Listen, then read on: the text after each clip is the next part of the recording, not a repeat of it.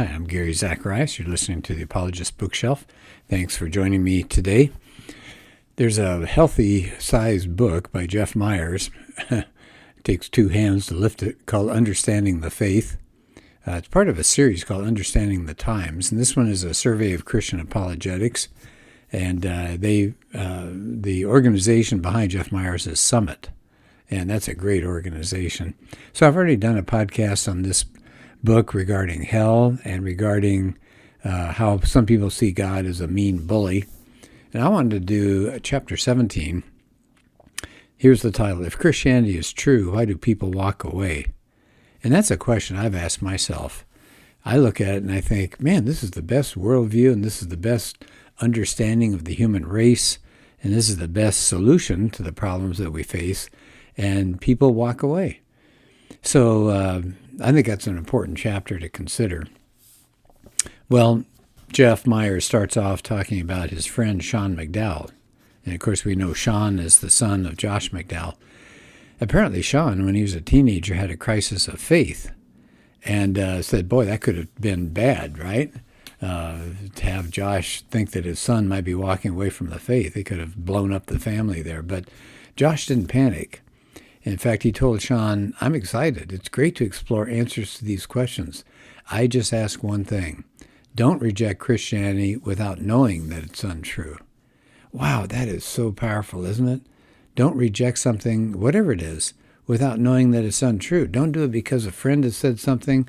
Don't reject some item because of what your family is or your parents or what somebody told you in school. Just find out. If you want to reject something, in this case Christianity, make sure it's untrue. Find out. So I like that. The dad, Josh, took these doubts seriously and gave Sean space to find answers, and we know the result. Sean's faith grew a lot stronger.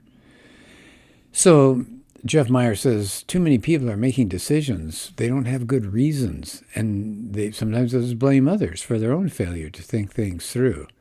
They'll say things like, well, my friends caused me to reject my faith, or my parents got divorced, and that caused me to walk away. And even somebody might say something like, I was raised Hindu, and that causes me to be a Hindu. All those things that are happening, people are not giving reasons for their actions, just acting like they didn't have a choice.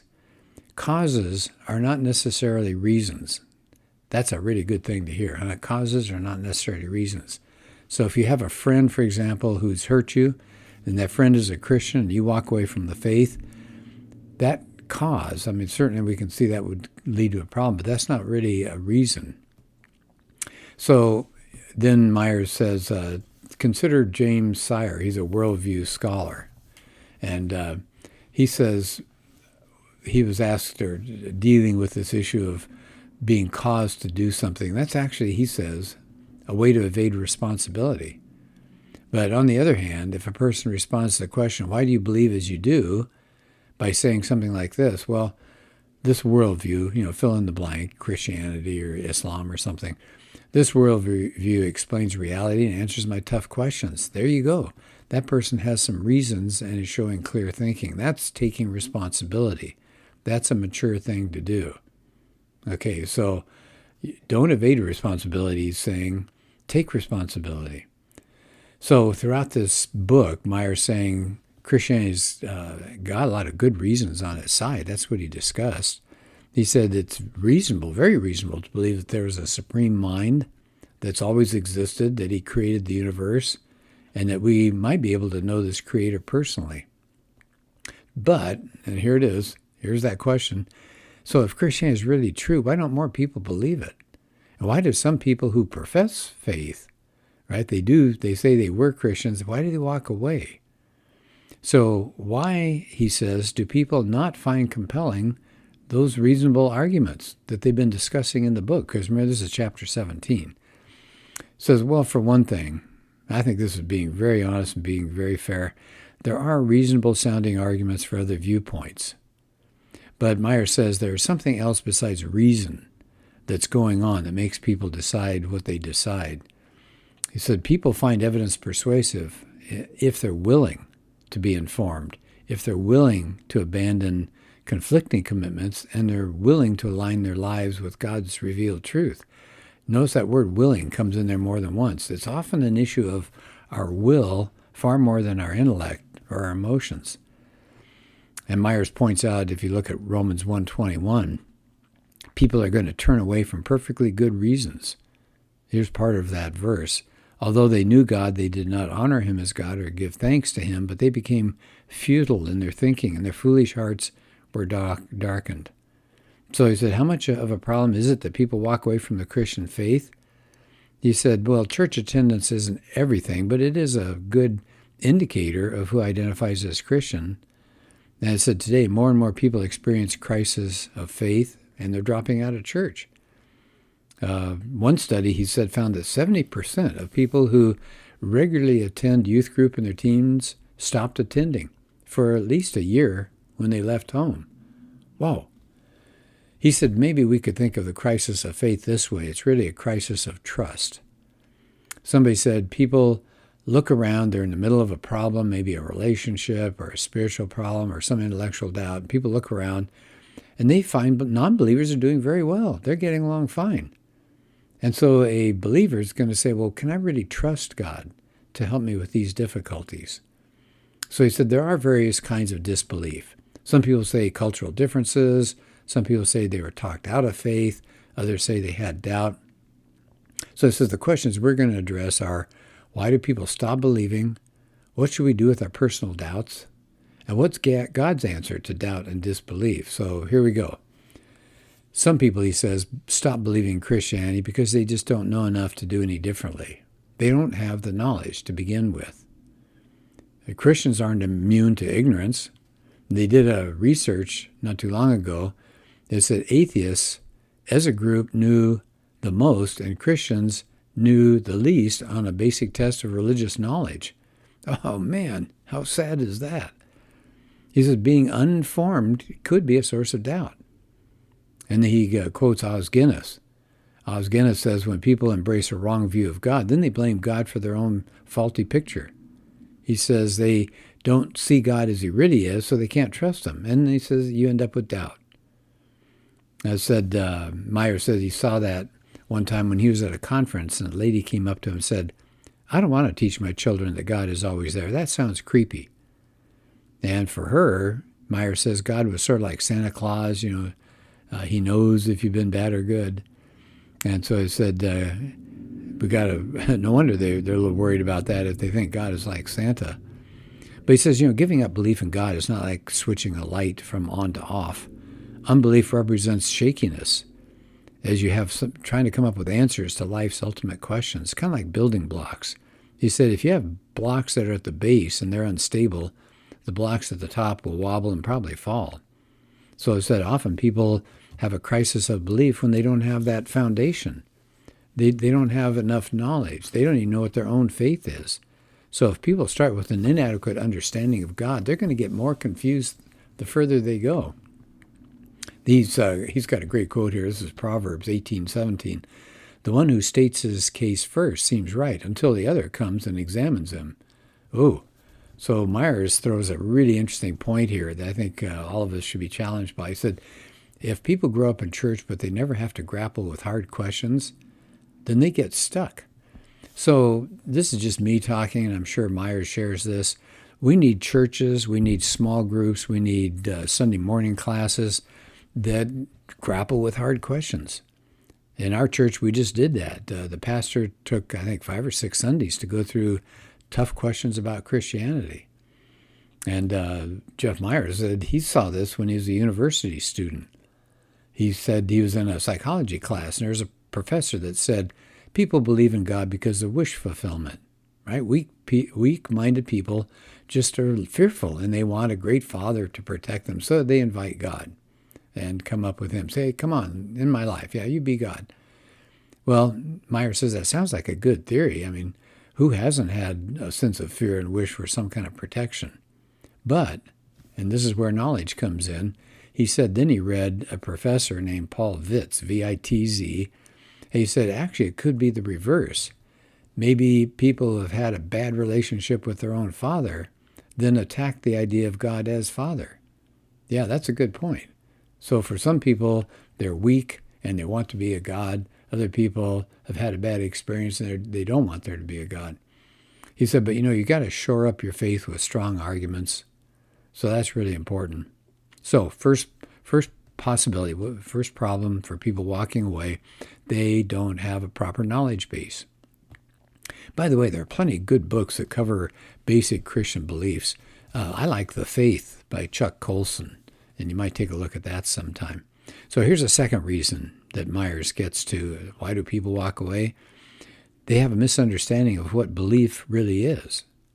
So he said, think about this. People have all sorts of faith paths. One is the relativistic faith path. They say truth is what you make it, right? You create it.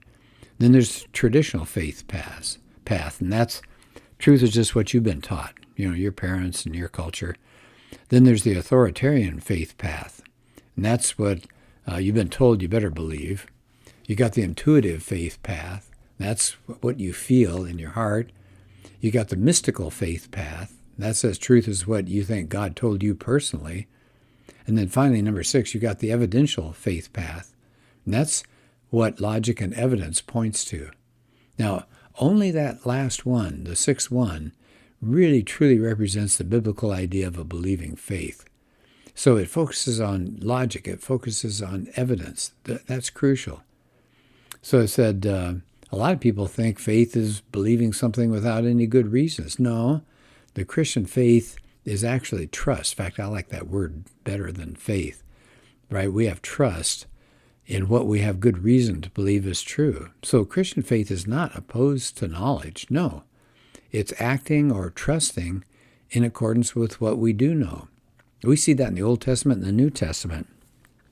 It says when God provided miracles for the children of Israel, then they trusted, they believed. In the New Testament, Jesus heals a man. Remember that story? The guy that was lowered, and Jesus says, your sins are forgiven, and people are saying, who can forgive sins except God alone?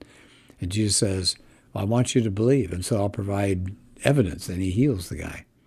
So it says the Bible doesn't discourage knowing as part of your belief system. It encourages it. Myers uses Isaiah 43, 10 and 11 as an example. You are my witnesses, declares the Lord, and my servant whom I have chosen, that you may know and believe me and understand that I am he. Before me no God was formed, nor shall there be any after me. I am the Lord, and beside me there is no Savior. So notice the key words there. It says, that you may know and believe and understand. So the Bible encourages us to believe based on knowledge and based on evidence, not its absence. A lot of people think it's just a jump in the dark, just a blind leap of faith. No, that's not understanding of what the Christian belief is. So that may be another reason that people walk away from the faith. So first, they don't have the knowledge. Secondly, they don't understand what belief is. And he said another reason people walk away, they don't want to embrace Christianity because they don't want to abandon their lifestyle. I mean, they think this way, if the Bible is true, then I'm in trouble. I don't want to change my behavior. So I'll just ignore what the Bible says, or I'll challenge it. And Myers says, if you meet somebody who's an opponent of Christianity, you might ask, what are you afraid would happen to you if you became a Christian? They said, often you don't get very good reasons. You don't want to pay the cost in your lifestyle or your reputation or your family harmony. I think of Frank Turek. This is not in the book, but I think this is really interesting. Turek says to people who challenge him when he's speaking on college campuses, he said, if I could prove to you that Christianity was true, would you become a Christian? He said, that's a good question we can ask people in general. And he said he can't believe how many times he's heard people say, no, I wouldn't believe it. Well, there you go. So the issue is not an intellectual concern. It's volitional, right? It's their will. They just are not going to bend their knee. So he said, we get a lot of people who say things like that. He says, Thomas Nagel, he quotes him. He's a professor of philosophy at New York University. He says, it isn't that I don't believe in God and naturally hope that I'm right in my beliefs. It's that I hope there is no God. I don't want there to be a God. I don't want the universe to be like that. Isn't that interesting? How refreshing that a professor is honest. He's saying, I don't want to look at the evidence. I don't want to think about my friends and how they've changed their lives because they became Christians. I'm just going to reject it because I don't want there to be a God. I want to live my life my own way. And so Myers said, you're going to run into a lot of professors like that. So said the Bible acknowledges there are a lot of people that are just going to be unwilling and not follow Jesus. Look at Luke 14, 27 to 30. Jesus says, whoever does not bear his own cross and come after me cannot be my disciple. For which of you, desiring to build a tower, does not first sit down and count the cost, whether he has enough to complete it? Otherwise, when he's laid a foundation and is not able to finish, all who see it begin to mock him, saying, this man began to build and was not able to finish. So Myers is saying some don't count the cost, others count it and say, no, I don't want to pay it. So he said it's not intellectual considerations that's causing them to stay away from Christianity. They want respect, they want money, they want to keep a relationship going that really is not good for them or whatever, but they'll walk away from Christianity because of that. So that's a third reason. So the first was people don't have knowledge, they don't understand belief, they have other commitments that they're more interested in. Here's another reason. Doubts come from what he calls practical atheism. So what is practical atheism? It's believing in the existence of God, but living like he doesn't exist. In other words, God is irrelevant. He's just forgotten. So people, if they're asked about faith, hey, do you think you would ever consider being a Christian? They're going to say, oh, I don't know. Everything's going fine. I don't need it. But he said, you know what they're really saying? If they say, well, everything's fine, that means their life is relatively trouble-free. Is that a good criterion for a meaningful life? Because it's trouble-free? I mean, frankly, if you're in a coma, your life is trouble-free. You don't have to worry about anything, but you wouldn't want to live that way either. Myers goes on, is the person saying everything is fine in the world or just his or her own life? So that seems pretty selfish, to say life is about my personal satisfaction rather than trying to make life better for others. That's a good point, isn't it? I'm doing well. I don't care about my family or friends or the nation or the state I live in or the city. As long as I'm doing okay, then I don't need God. He says, why would a person think Christianity is only for times of trouble? He said, that's a huge misunderstanding of what the gospel is all about. Yeah, good point. Can I add something here, too? I've interacted with people. We've emailed back and forth. And I hear something kind of like that. Hey, everything's fine with me. I don't really need this. And then I say, well, that's great. I'm glad things are going well for you, but are we guaranteed a trouble-free life? No, absolutely not. Money can come and go. Health can come and go. Jobs can be lost. Spouses and friends may disappear. Children may walk away from us. We all are going to face hard times. And when we have those hard times, where is that spiritual foundation?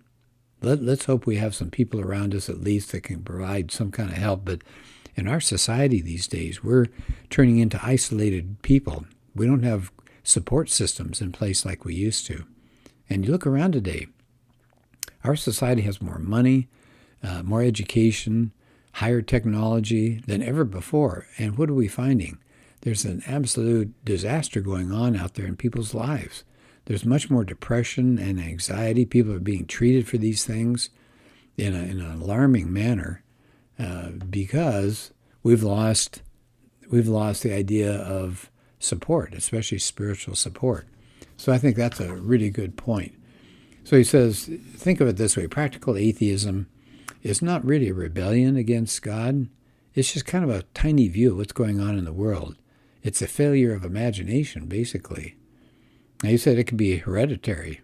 Said one person, he was a Catholic priest, he analyzed a report from Switzerland about church attendance habits.